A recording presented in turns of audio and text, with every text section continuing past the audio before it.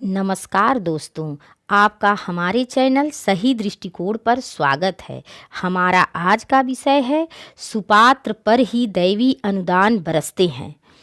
आज हम इस वीडियो में इसी के बारे में चर्चा करेंगे।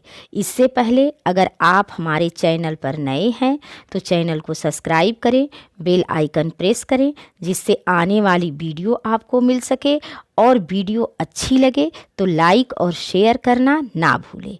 चलिए हम अपने विषय की ओर लौटते हैं। दोस्तों, पूजा पाठ साधना उपासना बहुतों के द्वारा की जाती है, परंतु उसका फल यानी अनुदान कुछ ही लोगों को प्राप्त होते हैं। बाकियों को वो प्रतिफल नहीं मिलता जो उन्हें मिलना चाहिए। ऐसा क्यों होता है?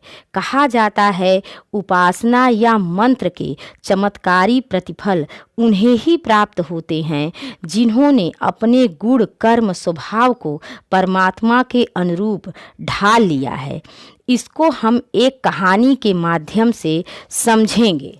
स्वामी रामकृष्ण परमहंस द्वारा कही गई कथा कुछ यूं है। किसी राज्य के मंत्री ने अपने जप तप से विशेष आध्यात्मिक शक्ति अर्जित कर ली।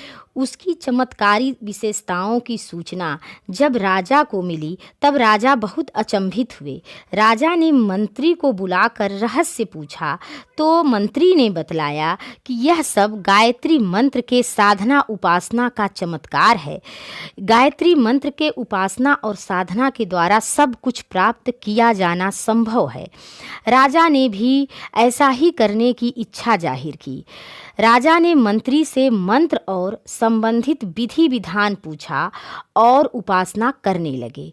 1 वर्ष तक जप करते रहे, पर उन्हें वो उपलब्धि प्राप्त नहीं हुई जो मंत्री को हुई थी। निराश होकर राजा ने एक दिन मंत्री को बुलाकर कारण पूछा। मंत्री ने उत्तर देने के बदले राज्य के एक किशोर लड़के को बुलाया और उससे कहा, राजा के गाल पर एक चपत लगाओ। परंतु बार बार कहने पर भी लड़का अपने स्थान से टस से मस नहीं हुआ। मंत्री की धृष्टता देखकर राजा का चेहरा तमतमा उठा। उसने लड़के को निर्देश दिया, इस मंत्री के गाल पर 2 चपत लगाओ। लड़के ने तुरंत 2 चपत जड़ दिए। राजा अभी भी क्रोधित था। तभी मंत्री ने नम्रता से उत्तर दिए, राजन, धृष्टता क्षमा करें, यह सब आपके समाधान के लिए ही किया गया था। आपके प्रश्न का यही उत्तर है।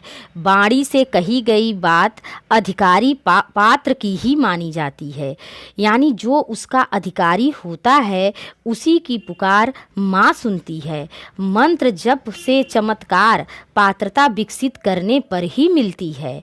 पात्रता के अभाव में सांसारिक जीवन में भी कहाँ किसी को कुछ विशेष उपलब्धि मिलती है। अपना सगा होते हुए भी एक पिता मूर्ख और गैर जिम्मेदार पुत्र को अपनी विपुल संपत्ति नहीं सौंपता। मात्र मांगते रहने से कुछ नहीं मिलता। हर उपलब्धि के लिए मूल्य चुकाना पड़ता है। पात्रता के आधार पर ही भौतिक उपलब्धियां जैसे नौकरी और व्यवसाय सफल होते हैं।